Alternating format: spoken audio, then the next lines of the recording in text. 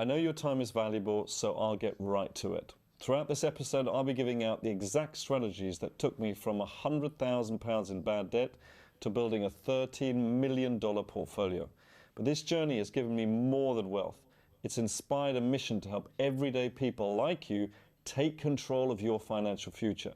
So every week, my team and I pour everything into bringing you market updates and proven strategies because we genuinely believe that everyone deserves financial security. No gimmicks or empty promises, just real insights from someone who has walked this path. And to help spread these insights to others who need them, I truly appreciate if you could subscribe to our channel. When you hit that button, you're telling the algorithm that our content is valuable, which helps us reach more people who deserve this opportunity. You're joining a community dedicated to financial independence for everyone.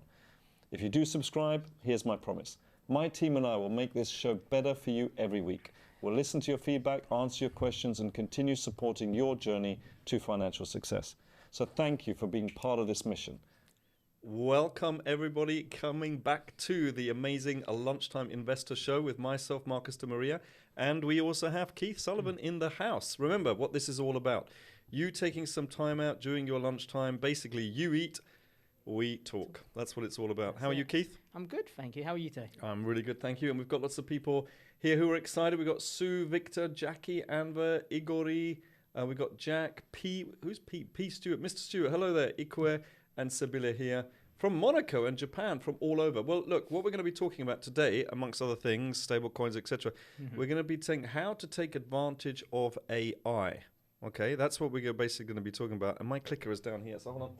Okay, so basically, look, AI is obviously something that is very serious. We know this, right? And I'm sure people out there, let me know in the chat whether you're actually are you using AI and how are you using it? There's so many different ways that individuals and also companies are getting more effective, more efficient, etc. and so forth.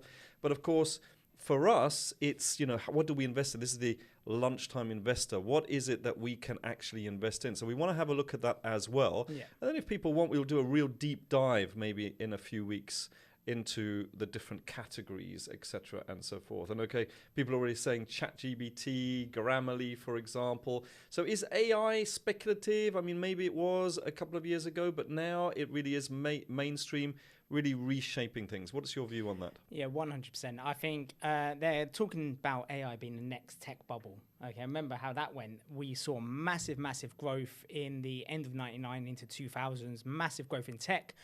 And this is the next wave. Okay, so when you say bubble, immediately for me, like I already saw the bubble bursting. Is that a positive thing or a negative thing? Bubble bursting is negative, obviously. I know, but you said this is the next bubble. Is that a good thing?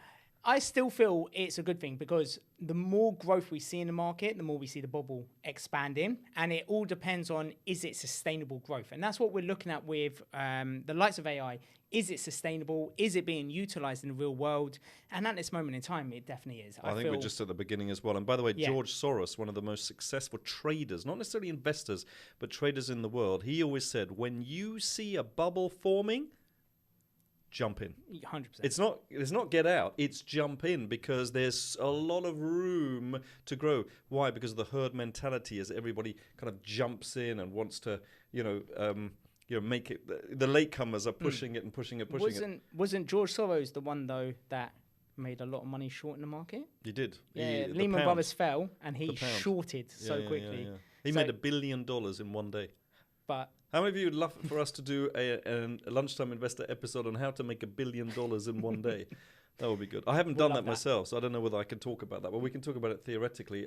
Who else have we got here? If we can just go down in the chat. Let's see. We've got... there's a couple of things I haven't heard about. So Philip is using Tax World AI. Aren't we talking about Intuit later? Intuit, yeah. Is it Intuit? I think it's Intuit. I think it's Intuit. Is it? I don't think you can... Twit. Something Brighter like that. Data AI, very interested in AI. Feel very left behind at the moment. Higher C, I'm interested, says Manam. Yes, please, good idea. I think that's on the billion dollar thing. AI is now something that really... Well, let me ask you a question. Do you think that AI should be part of your or anybody's investment portfolio? Simple answer, yes. I think AI, it used to be a growth area in the market. Everyone was like, okay, it's very speculative. There's a high amount of risk. But now you're seeing that it is a foundational part of not even just investors' portfolio, but institutional portfolios. You're seeing the likes of NVIDIA, AMD, Microsoft, Google, Meta, Apple, all of these companies adopting AI. And I got a feeling it's going to be a blockbuster scenario soon for some companies. And what does that mean? We had, back in a couple of years, we had Blockbuster and Netflix, right? And Blockbuster had the first chance to actually going By the way, how many do you remember Blockbuster? How many of you remember actually going to, of an evening, going down, getting your, is it VHS? VHS, I'm sure tapes. they turned at some of the tapes. And then DVDs. Am I just showing my age, or did you do that as well? No, DVDs were my kind of time. DVDs, yeah. DVDs. VHS, I've never got a VHS tape. Oh, sorry, I'm showing my age. So All right, fine. DVDs. Tapes, whatever. Doesn't matter. This is not important. But the point is that you went there and, you looked around and everything, and then you went home again, you had a bite to eat, then you watched the film. The problem is you had to bring it back the next day. You did. But now we've got another problem, right? So obviously Blockbuster's not here anymore. They didn't adopt the transformation forward of everything going online. So some companies might not have that. But the likes of Netflix, you have the opportunity to watch everything online. And the fact that you have that opportunity, it takes you hours to choose something, right? I sit there for at least an hour to go, what do I watch? What can I watch? What is there? I think it might be exaggerating a little bit now. Honestly, it's so much choice. It's like being at a buffet. Sit there for an hour. Well, okay. An hour is a bit exaggerated. But, 20 minutes 5 minimum. minutes? I think, no, 20 minutes easily. We need to practice your decision-making 100%. skills. I think it's just so much opportunity there. But anyway, going back to the moral of this is, if companies are not adopting AI, they're going to be left behind and they're going to be the laggards in the market. So I think the ones that are truly adopting AI, they're the ones that are going to be growing in the next couple of years. And remember, the whole theory behind this is that no one wants to be the first, right? But no one wants to be the last. So there's going to be a lot of companies jumping on. By the way, is this a good thing or a bad thing? Before we move on to some companies that people might want to be investing in, is this a good thing or a bad thing for the economy? Because on the one hand, it's going to make people companies more effective, more efficient. So therefore, really, they need less people, which means potentially, even with the same amount of people or less people, they could be more profitable, which should drive share price up. So that's a good thing. On the other hand, it's not a good thing because people will become unemployed, and therefore there will be less consumer spending in the market, and therefore that means that eventually there'll be a downturn in the economy. So is it a good thing or bad thing? It's a catch-22, and I think it's in the public sector, you're still going to have human workers. I don't think it's going to take over that. Human workers. We're really talking like that. Workers. We're at the point where we're talking about human workers. 100%. Okay. But I do think in the light of corporate manufacturing, AI is really going to take hold of. So if you're looking at manufacturing jobs, potentially they're the ones that are going to fall. But if you're looking at public jobs, they'll still be the ones that are around, because people don't want... Imagine being in a hospital, right? What would you rather be treated as? Would you rather have a doctor, a human doctor treating you, or would you rather have a robot treating you? And a lot of people are leaning towards doctors still. Okay. So Because I was going to say potentially, interesting. There are these surgical things. It's a public company, I can't remember, but they basically are doing really, really well, whereby they do surgery, and honestly, they make less mistakes, like massively less mistakes. Of course, but the human psyche, you would rather be treated by someone who is like you rather than a robot, no? Would you be comfortable sitting there, going in for surgery, and a robot doing the surgery? A lot of them do that, but why not do a bit of both? Why not have, because that's probably the next step, is that it'll be guided. I mean, there's a difference between a robot and an AI-enabled robot, right? Because there already are robots doing it. They're going to be much more precise, right? Yeah, laser surgery, in the eye. Although, having said that, I've never had it because I don't trust it. So actually, hold on, I actually know the answer is I don't trust it. No, see? No, but I wouldn't allow a human to laser my eyes either. In fact, I'd much rather have a robot laser my... I think we're going off the subject here. Yeah. But, all right, let's talk about... I think a lot of them... Haminda wants a human as well. Who wants human? Haminda wants human, please. Well, for now, it's for now. But look, it's about evolution, and it's about change. And we're going to talk about cryptos in a moment, but that was the same thing. First it was barter, then it was, coins that had gold in it, then it was copper coins, then it was, that's quite heavy. So then they turned to money, notes, which we still use, I guess, but they're no longer made of paper. Now they're made of plastic. Then there were plastic cards. Then there was electronic money. Now it's digital money. It's just evolution. It's faster. And so Harminder says human please, but at some stage, when you actually look at a lot of the surgeries that are done and the mistakes that are being done, you go, maybe not. Yeah.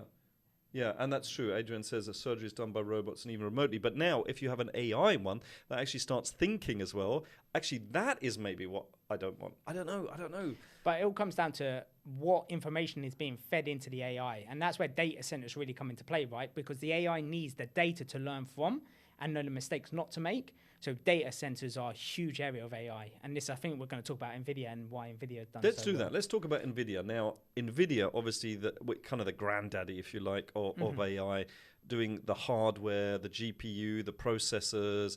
And what's so interesting about this is that we think that there's a massive growth, and then that you think that all the analysts have already baked all of that in when they do their prognosis. But guess what? Their quarter one revenue, up 69% year on year, 69%. Yeah. And it was funny looking at NVIDIA's last earnings, surpassed earnings, but investors were like, oh, it wasn't as much as we thought it was. You beat earnings, but it wasn't as good as we wanted it to be. So we're just going to sell. And now, the next quarter, they're 69% up year on year. So it was a great buying opportunity. Yeah, investors were like, get in. And we were talking about NVIDIA a couple of weeks ago when we had that big drop in the market. NVIDIA dropped 50% from its current high.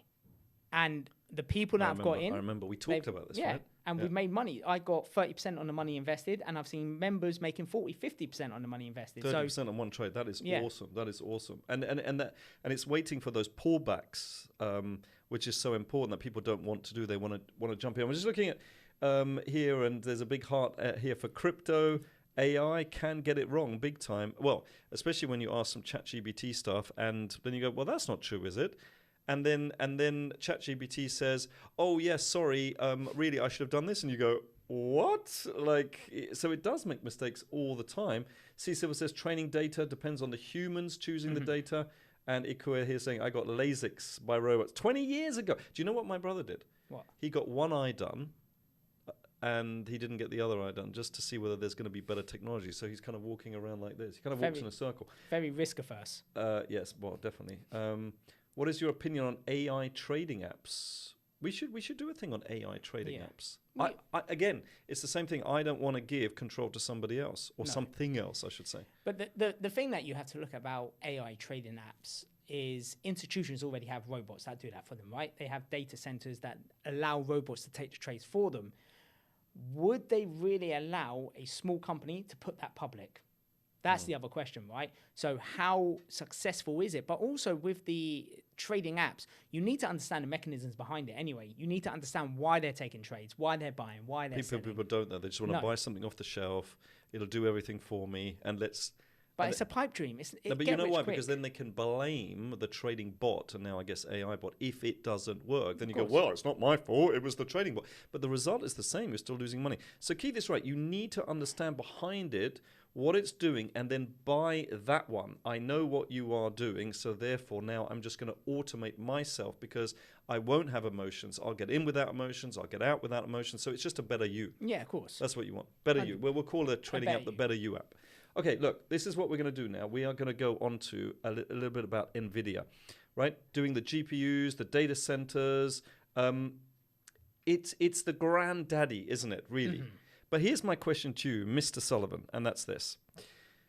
Is it better to buy like the big daddy, the blue chip of AI, like NVIDIA, for example, that everybody knows about? It's now getting to be a brand, a household name, probably used all over the world. It is, right? Yeah. A GPU all over the world. And now it's doing data centers, so it's not just doing one thing, so just in case something happens. Is it better to invest in that? And I'd love to hear from the audience as well, by the way. What, you know, or I'd love to see what they think as well. Or to get into, because we know AI is going to be a big thing. It already is, but it's going to be even bigger. Do I not get into the big one? Do I get into an upcoming one? Do I get into a small thing, you know, which goes up 10 million, 100 trillion %, so I can get rich? So the question is, how much risk do you want to take on? Because when you get into the smaller companies, I want to be rich. I don't yeah, want. I know you want to be rich, but this is not get rich quick. It's get rich for certain, right? Okay. And that means we don't need to actually risk our money. We can invest our money and compound the returns that we're getting. A lot of people go, AI is going to be bullish. Nvidia is just bullish, bullish, bullish. There's never going to be a chance to get in. No, that's not true. And it's never true. There's always pullbacks in the market. So for me personally, But here's the thing, right? Hold that thought, right? So people are like, no, I'm not going to get in because it's going up. And then when it goes down, they go, oh, no, I'm not getting in now because it could go down further. So they never get in. No. They were like, see, when it drops, they go, I told you, Marcus. I told you it was the worst investment you made. And all of a sudden they go, you're buying more? 20%? You're buying more, 30? I want to lower my 40? average cost, absolutely. Yeah, and they don't understand. And that goes against the standard psyche that people have out there in the real world of, if something is falling in share price, I'm not going to be buying. I'm going to get emotional. But the trend is up. It's not actually falling. No. It's just, that's why it's a pullback. It's not a bear market. It's not a crash. Well, they will though. That's the thing. The other thing is that the media will then say Nvidia crashed by 3%. It's like, okay, well, 3% isn't much. But when it was down almost, was it 47, 50%, like you say, yeah. Is that a point to kind of say, whoa, But you've got to have a look at what was driving that as well. If we had a look at Nvidia and we looked at the overall market, Nvidia's price was falling, but their fundamentals were still going up. They were still profitable as a business. They were still growing as a business. Exactly. And they still had great outlooks. The fundamentals. So again, there is always going to be a point that there's a divergence. Price falls, fundamentals go up. Fair value is going to be reached. What does that mean? People go, this is too cheap. I've got to buy. I've got to jump in. I've got to buy. And the bigger players get in. And then what happens is market goes up. And then So what I'm hearing here from you is that you would rather get into an Nvidia than the latest AI, which could, by the way, it could go up. You could make 1,000% on that. You could. But again, if you have a look at this way, it's all about how you manage your risk as an investor. You can have a lot more money in Nvidia, but you can still take smaller companies, but having less risk on the table. So if they do go up 1,000, 2,000, 3,000%, great. But if they do go down 90%, you're not destroying your overall portfolio. So what's the answer? Which one? So I would say There's a both. lot of talking here, but I'm not getting enough. I would both. say both, yeah, because wealthy people want both, right? Absolutely. So I would have more money in the strongest projects out there that I know my money is safe and I can compound.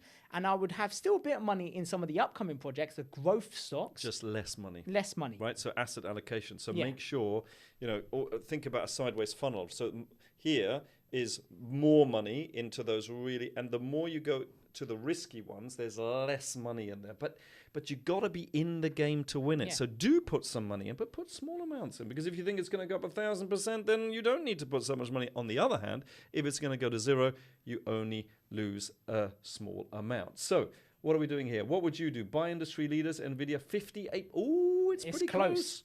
Nvidia 58%, take a chance on new technology 41%. What that shows me, thank you for everybody. What that shows me is that people do really believe that AI is a massive trend and it's here to stay. Yeah, it's going nowhere. Yeah. It used to be... It's going nowhere. It's going up, mate. Well, obviously it's going up, but It's going nowhere. it's just going to keep getting better and better and better, and more established as well in the real world. Okay, we got some Trump. Oh, here we go. It didn't take long for people to talk about Trump, did it?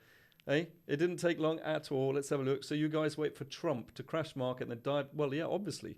Trump is our best friend. At a minute, creating volatility. All the stuff that he writes and the comments he makes and creating that volatility. All volatility is massive movements up and down. We love the up. Well, if you love the up, you've got to love the down. I love the down just as much as I love the up because it allows us to get in.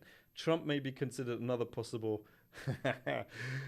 tool in the a tool to invest in the mechanism in the mechanism of quiver of arrows that we have.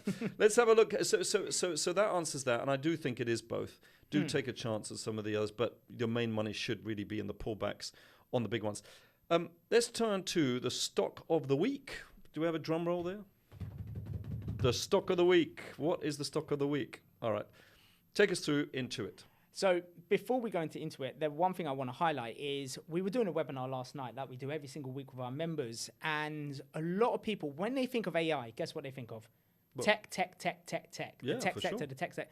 AI is not just in tech. It's in finance. It's in healthcare. It's in... You mean, okay, so let's differentiate, okay? So I'll try and do this. I don't know Let's whether see. I can. But there's the kind of the hardware, the GPUs, they're the ones doing. Then there are the others. What do the Microsofts and you mentioned them before, the Amazons and the Googles, etc. And the Meta? Well, how would you classify them? And then there's the end user, which you're talking about, the finance and the tools of using it. What would you call I that say is think of it like layers.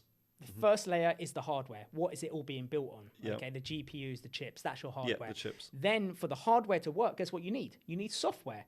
So then you've got the people creating the software. So is that the Googles? That's like the Googles, the Metas, and them type of companies. But that could be could that be the ChatGPTs, for example? That could be the ChatGPTs and the AI protocols that are being used. And then you've got the users of, okay, so I've got the chips, I've got the data centers, I've got the ChatGPTs. How can I use that to enhance my business now? And each industry would be using that. Correct. You have each industry, and then from the industry, you then have specific companies. Yeah. Okay. Wow. And if you look at Intuit, who would be interested for us to actually, not now, but once because we've got a research department too, but to basically really show that in a slide. So you go, all right, and do I want to have some money here, a little bit of money here, a little bit of money here? Just give us some feedback here in the chat. Yeah, let's make sure we put the ticker of Intuit up as well, or Intuit. Intuit. Well, okay. Intuit. Intuit? Anyway, let's keep going. No, it actually is Intuit if you break it down. So who was right? You or me? I think you were right. Intuit. I mean, it's the habit of a lifetime. I don't know. I know, but habits are built over lifetimes, right? That's true. Okay, so what are we saying? Are we now? Can we talk about this? So this is the end user, like the end user. Correct. And what do they do first? They are a financial company, and they work really with individuals and small businesses around tax, okay, and running their business. So they have something like QuickBooks for small businesses to get all of their data. I didn't know they'd done QuickBooks. They do that, and they also got MailChimp, is it, where it comes to marketing as well, sending out marketing emails. Yep. So they are branched across different areas of a business, on a small business, of how they can run. Now, with Intuit, what they're doing is they're utilizing AI to really enhance what they're doing. So, for example, on the QuickBooks side, when you want tax advice, you can have an AI model coming in and giving you the right answers based on your business and what you've done previously. So it takes all of the historical data in, and it gives you an information. Doesn't it all the laws and that they're changing and that there's a precedent? See, this is where I'm like, but does it get it right? But it might be a help to a tax expert like that. Yeah, but then if you've got a company like Intuit that then feeds the data into into their model, it can't be wrong, right? Well, it can be. Can't be wrong. If you say heard it right, here first, it can't be wrong. If you've got new legislations coming into play and the company starts to input that as one of the main rules, okay, in their protocol, all of a sudden that is implemented when you get the answer as well. Okay, so tell us a little bit about this, because I want to show everybody the chart of it. So with Intuit, what we start to see is the company has just been growing year on year on year. Every quarter they have surpassed their earnings expectation, so they've been making more money than people have expected. And the last quarter, their revenue was up, I think it was 15% year on year. Okay, so they've increased revenue more than people expected, 7.75 billion. And their earnings were also beating forecasts, coming up 11.65. Okay, but how do you know that's due to AI? Because all the companies are going to be using AI. So why Intuit? How do you know it was AI that did all this? We don't. No, you can't really say this is what's happened. But what you can do is you can say, right, this was my past revenue before AI. This is now we've started to implement AI. This is where revenue's gone. But that might not be the reason. And then you go to your database and go, okay, why have you started to use our service? And once they start talking about AI, then they go, oh, okay, so it was the AI that made you a new member or made you renew your contract with us. So they can grab that data as well. Okay, at this point, keep talking. Zoom in on Keith, because I just realised it's past 1 o'clock and the lunchtime investor has to eat. So don't zoom in on me. Not on that one. No. But again, so they have surpassed their earnings, surpassed their revenue, and also increased their guidance for the upcoming year. So what they're basically saying as a business is they're seeing more sustainable growth, and they believe their growth is really adopted by AI and the way AI is going to be in the next couple of years. I think they believe, if I'm getting it right, that AI is going to go over a couple of trillion in the next 5 years as a market cap industry. So they are expecting massive, massive growth. And that's not just the company, that's the institutions and everyone that's investing into the market believe AI is going to grow in the next few years. So what I'd love is for us to look at the chart now. Okay, so this is over approximately a year and a bit. This is on the daily candles. So what are you telling us? Do we jump in right now? Because people are asking as well. Yeah, of course. Is now the time to get in, right? Yeah, Raj said, is it too late to get in? And the answer is what a lot of people do is they get in at highs, buy in based on emotion, and then what does the market do? The market starts to sell off a bit, have a bit of a pullback. And because you've jumped in on emotion, you're going to get out on emotion as well. So is now the best time to buy? The answer, based on the strategy, is what is your strategy, first of all? That's the answer. What is your strategy? What does your strategy tell you? Our strategy tells us right now is not the best time to get in. We want to see a bit of a pullback. It depends, right? So if we're doing, because there's two strategies that we have, well, we have more than that, but the ones I'm looking at here would be the Buffalo breakout, potentially, a bit late because it's already happened, right? Or there's the value cost averaging one. Yeah, and I think the best approach at this moment in time for people beginning in the market is an investing strategy. So the VCA would be the easiest way to do this. All right, so should everybody get in? Based on the VCA, you've got to wait for a pullback. And again, no matter the strategy... But but Keith, you don't understand. I need to invest right now. I've got some money burning a hole in my pocket. I need to make it work for me. This thing's going to the moon. I need to get in now. Okay. And let me ask you a secondary question. You get in now. What about if it drops 20%? What are you going to do? Well, after I finish crying, I guess wait for next month's pay package and buy again or sell and panic. I don't know. What do you want me to do? This is the point. I don't have a strategy. And that's the reason that people lose money when investing, because they have no strategy. They just jump in. And then when the market drops and you see them red numbers in your portfolio, they don't want to buy anymore. It's a wrong decision. Let's ask the viewers. What do you think? Do we think you should get in now, or should we wait for a pullback? Because it could go all the way up. AI is pushing it. Well, that's what Keith says anyway. AI is pushing it up. So. By the way, if you do, just while we're waiting for you to, and please do, I think we've got make 96. sure that you do that. Yeah, do vote. Let's see what you think. Right? There's no right or wrong here because we don't know what the market's going to do. All we know is that whatever the market does is good. If it goes down, we buy more. If it goes up, we're in profit. It's all good. That's what I love about this strategy. If you do want a copy and you don't have it yet of this strategy in the Lunchtime Trader, my first book that I ever wrote, I always get confused. I don't know. You can grab your copy in the notes. Is that right? The notes? The show notes? The show notes. Something in the description. That's it. Maybe something what like he that. said. Description. Brilliant. But 87% of people were saying wait for a pullback right now. 87% wait for a pullback. I think they're right. Yeah. But, as long as you've got money, okay, if they say buy now and then it falls and they have the money to buy again to lower their average price, that's fine, right? Yeah. Unless they're going to put a stop. That's investing. If you're going to be trading it, you need a stop loss, right? Very, very important indeed. All right, fantastic. And Etan's just asked a great question. Yeah, great question. What is VCA? It's the value cost averaging strategy that I've been using for over 25 years. If you want to get, it's really good strategy, especially for people starting out. Actually, not just for people starting out who want to use the market volatility and not be involved every single flipping hour of the day and make great returns. Can we quickly talk about stablecoins? Because you want to talk about stablecoins, so we're going to talk about stablecoins. First of all, what is a stablecoin, and then what's the news? I think, first of all, stablecoins, and this bit of news is This is more crypto, isn't it? It's more crypto, but I think it's one of the biggest news that happened in the market over the last couple of days. Ooh, in the crypto market. More. Now, first thing is you need to understand what is a stablecoin, and it's basically a coin which is pegged against the dollar. So it's a cryptocurrency that you're going to be using to be able to buy your bitcoins, your Ethereum. Is it a good investment? It's not an investment because it doesn't go up, it doesn't go down. What it basically does is it's pegged against dollar 1-to-1. So if you're having a look and you want to put dollars into the market, if you put $10 in the market and you buy 10 USDC, that is still $10 worth because it's 1-to-1 against the peg. Now, I know what you think, but if it's 1-to-1, it doesn't move. Why am I going to put money into it? Because of the flexibility you get by using a stablecoin. What does that mean? With some cryptocurrencies, you can buy using a dollar. Great. But there's a large amount of cryptos that you can't use a dollar to buy. you need a stablecoin. Right. So having a stablecoin allows you to go away from the top largest cryptos into a lot more of the small cap cryptocurrencies. So the only reason I would use a stablecoin at this moment is if I've just got some profits from selling something like a Bitcoin or a Solana, and I want to park it somewhere stable, safe, while maybe the other coin drops again, and then I can buy into it again. I don't want to.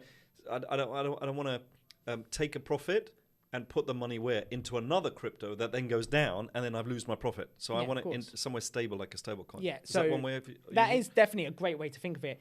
And if you want to park your money up, what do you want that stable coin to be? Do you want it to be risky, or do you want it to be safe? I personally would like it to be. I would like it to be still safe. Safe, Yeah. of course, right? And this is why this news has come out about making stablecoins a lot more legit and having regulation behind it. It brings a lot more safety to cryptocurrency, especially with the stablecoins.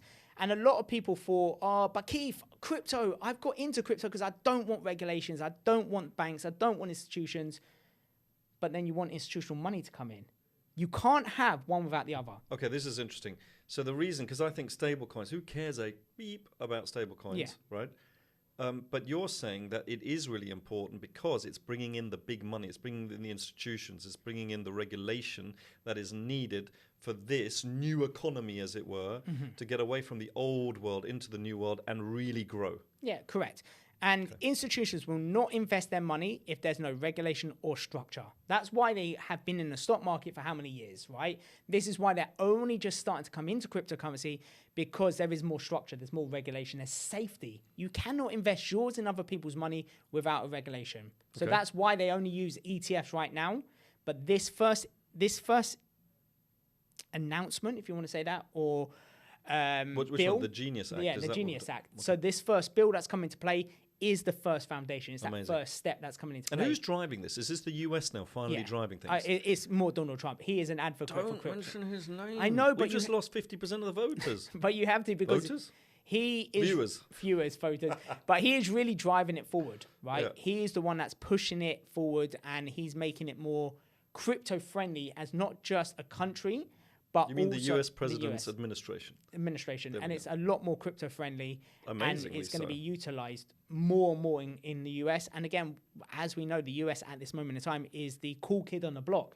Everyone wants to be like them, right? So I know you do that. Okay, let's do a poll. Do you want to be more like Donald Trump? No, okay. No, fine. not Donald Trump, but the US. All right. What about? Okay. Have you finished with that? Can we talk about because people are asking, for example. Oh, and we got a really nice comment here from C. Silva. He says we've done really well with VCA. You've got to check it out. I was amazed. My portfolio has done well using VCA. Thank you so much. It is a great strategy. Yeah. So Tether or USDC? Because there's two stablecoins, and USDT, Tether is a huge player. No, definitely. Tether is a huge player in crypto. They've been around for so long. For me personally, and it might be controversial, I'll go USDC. The reason for that is, number one, they actually have a holding of dollars. So it's actually backed. It's backed by the physical dollar that they have in an account. How do you know, though? But they all claim that. They do claim it, but they do quarterly reviews on what they've got. Right. So they do their review on how much they hold. And I think USDT, Tether, they always like... actually, didn't they have some kind of an auditor that left them a couple of years ago because they said, look, we can't be part of this? Yeah. I mean, where there's smoke, there's a bit of fire. Potentially, So me personally, for the same reason, I don't like USDT. I like USDC. It's safer for me. And if you have a look, Circle, the company behind USDC, are trying to become an SEC regulated company in the US. Again, regulation. Yeah, it's important. And if you've got Coinbase as a regulated exchange, you've got USDC as a regulated stable coin, what do you think institutions are going to choose? No, they're going to choose Coinbase as their exchange. Well, they have to. They actually have to. They have to. And then they've got USDC as the stable coin. Yeah. All of a sudden, they're both players that are going to drive institutional money in. Okay, and this is really interesting. So how is PayPal... By the way, this is a stock that I've been in for a long time, at least 2.5, 3 years, maybe? Since COVID. Yeah. Yeah. And by the way, I'm losing money on it. It's not like I'm in this thing, like this. It's like, flipping heck, when is the damn thing going to go up? And then they made an announcement that they were going to launch their own stablecoin. First of all, can anybody just launch their own stablecoin? Pretty much. Oh wow. pretty Okay. much. But again, no, but because if you have a look at cryptocurrency, there's so many. But PayPal is a payment provider. It does make Correct. sense, right? But when you are establishing a project, what do you need? You need three things. You need experience, knowledge, money. Okay. What does PayPal have? Experience in data payments online. So Yeah. e-commerce, they have the experience, they have the knowledge, Yeah. and they've got the money. So they've got All I everything want to that know, needs. Keith, is this a good, and is my PayPal position going to finally flipping go up? Are they going to make some money through this? Yeah. I'll put money on it if they can. Hold on. Are you in PayPal? I'm not in PayPal yet. Well, so you're going to get in. You just said you're going to put money on it. No, that's what it means. No. Words are cheap, man. No, it definitely is. But again, when you look at something like PayPal, Yeah. okay, is it a longer term investment that might take 2, 3, 4 years to mature and give a return, or is it a short term investment that's going to take 6 months? When I look at the VCA investment, what do I want to do? I want to compound my money. I don't want to leave my money in and have time decaying away from me. So I'd rather have something that's going to give me a return within 6 to 12 months. I'm agreeing and with you. compound. And PayPal isn't doing that for me. Yeah, PayPal isn't. But don't forget, PayPal, did you get in PayPal at the COVID highs? So you invested on the way down from COVID? On the way down, yeah. On the way down. PayPal was massively overvalued because e-commerce grew. Why? Because of lockdown. Everyone had to buy online. Therefore, PayPal was making a lot of money. My Square position, which is Block now, isn't Block, it? yeah. That went up. It's just PayPal didn't. But if you have a look at Block, what Yeah. did they start doing during that COVID drop? They started to utilize crypto a lot more. They started to establish where they were in So they're crypto. going to use. So this is good then. So you're saying No, this is good. it definitely is good. But how long did Block take for you to get a return? How many years did it take for Block to It implement? took a while. It took a while. And that's the same with PayPal. It will take Alright, a well. while to be established in crypto, the money to be seen, and then that to actually transition into their fundamentals growing as a business. Right, don't upset me anymore. Okay, what about this? What about the crypto of the week? Who's ready for the crypto of the week? Who is ready? Who is ready? Here we go. What are we going to be talking about? The crypto of the week. So one of the cryptos, and this is actually one that I've got quite a good position in, Chainlink.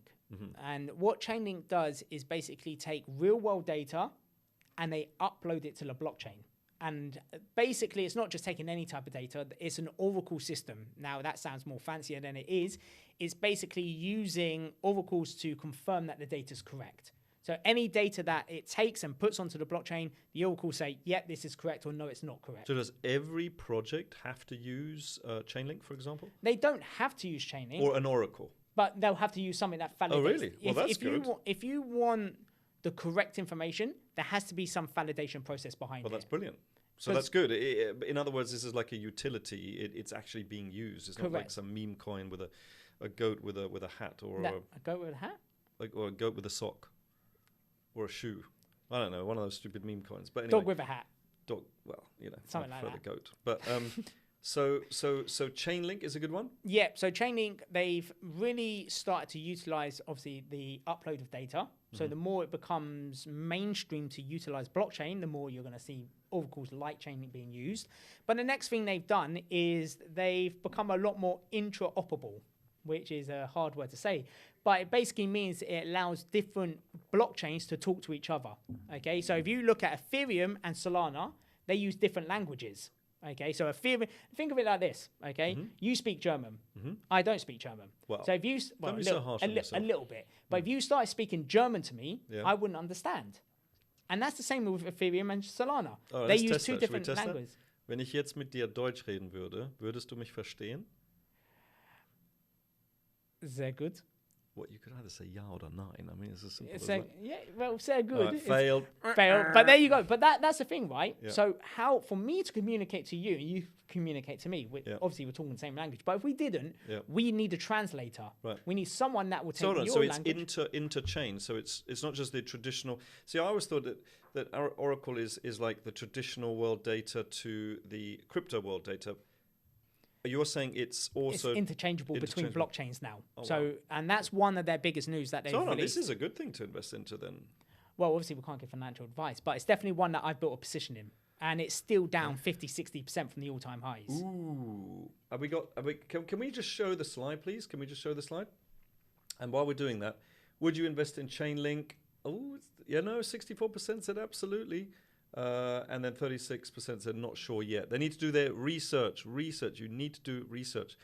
VET, I think used to be a good crypto, right? But I Yeah. don't. It just where is it now? But this is what VeChain. this is what you've said previously. Do you want to invest into the first that's doing something, or do you want to invest into the other one that is learned from the first mistake? But if that's the case, then Chainlink isn't a good one. Pith is, because Pith, Pyth, not financial advice, is the kind of the challenger, if you like, and they seem to be working with a lot more projects. They're just smaller projects. So let's have a look at this then. If we're showing this chart, let's have a look. So here we go. We had a massive rump up. What's a rump up? I have no idea. A rump up. I've just invented that word. Wow, that's a huge percentage from $8 to $31. I mean, that's pretty cool. And then it's dropped. So therefore, we're down around 50, just over 50%. But again, people that are looking at this, are they thinking, great, I can get in when it's less expensive? Or are they saying this has got a lot further to fall? That's what I'd love to know from people right now. Just write it in the chat. Don't worry about a poll. What do you think? Do you think now is a good time to get in if you did your research, if you liked it, blah, blah, blah, it ticked all your boxes? Is now a good time to get in, or would you wait? Sajid, are you already in? It's a waiting game now to make a profit? You're already in, right? Because I think that we've still got, in this particular bull market, we've still got about 6 months left. Yeah. So I think, We're slowly going from the research we've done from Bitcoin dominance coming into altcoin season. That basically means any crypto other than Bitcoin should start to see an inflow of money. Yeah. And then that's where. So this is interesting, guys. Come on, like if you had to make a decision, I'm not going to hold you to it, right? But would you get in? Would you not? Are you waiting? People are saying yes. Yes, what? I said either. Do you? So what did I say? I can't even remember. So is now a good time to get in because you think it's going to go up, or would you wait, right? Because it could go down. Some people are saying already in. Some people are saying, oh, Raj, I like Raj as well. Yes, thanks for the non-advice. We give a lot of non-advice here. A lot of non-advice. It doesn't mean, that's not short for nonsense, is it? I'm not sure. It might be. I'll wait for the drop now, buy now, use the VCA, and people are in. Hey, Paul, how are you doing? All right, fantastic. So what would you do? You're already in. I'm already in. But if I weren't in, I personally, and this is me personally, I would get in right now. Yeah. I would get in. And I would say, I would hope. Let me ask people, if you got in right now, right, I want everybody to answer this question. If you got in right now, pretend you got in right now, okay, would you want it to go up or down? Just write up or down in the chat. Okay, I'm going to wait a few seconds. 5, 4, 3, 2, 1. Keith, what would you want it to go, up or down? I would say down. Down, absolutely down. I can tell some of our members are in here, right? These aren't newbies, because newbies are like, well, up, you idiot, of course. No. We want to go down so we can buy more, invest more money, lower our average price. We'll be in profit earlier. We'll make more money. And it's a good one. And I think I learned from my mistake a couple of weeks ago.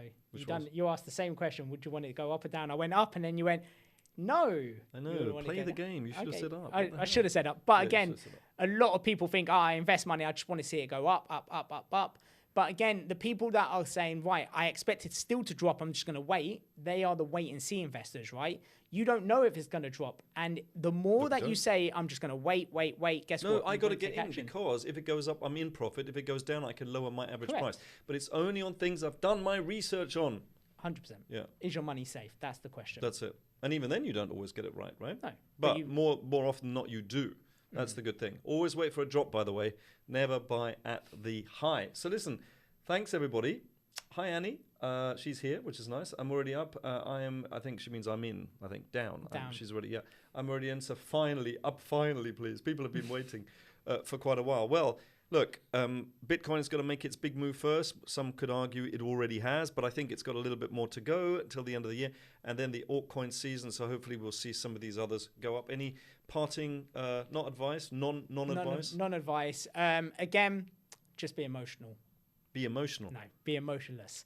Just be emotionless when it comes to investing. The more that you become emotional, the more mistakes you make. Yeah. So just get into the strongest assets once again, be it stocks, be it crypto.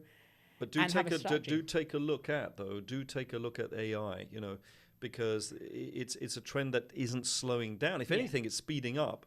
And as more and more people are adopting it, more and more companies are adopting it. Because remember, nobody wants to be the first, but no one wants to be the last. So, listen, thank you ever so much to you. Thank you, Marcus. Thank you. But to everybody else here, And remember, and I don't know, how many of you remember Yolanda? Was it last week? It was a week already. Yolanda, who was here. Amazing results. She started off with 2,000, was it? And she's up to 101,000, something like that now. Look, never quit, because if they can do it, you can do it too. And we'll see you next time.